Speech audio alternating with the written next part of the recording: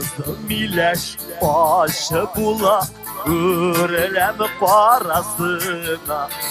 Kısalık bitme dostayım, yüreğim yarasına. Günlemi dolsa kirip yalın, bayınlar arasına.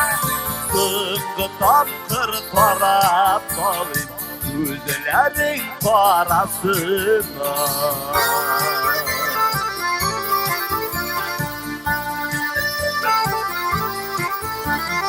Yaşlı gözlerimle sürtüp kime hatlar yazamın. İstimirken bir güneş bir senin dayanamın. Günelemi dolsa kerep yalın, bayınlar arasına.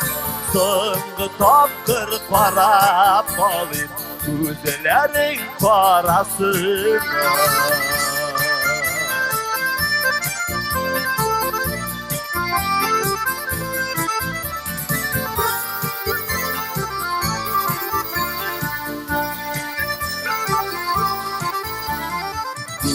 Gökyüzünde yıldızlar kut, minem dışını silgene. Direnmimina başkalar yine köten kilgine. Günelemi dolsa kerep yalın, bayınlar arasına. Sıngı taptır para balın, gözlerin parasına. Sıngı taptır para balın, gözlerin parasına.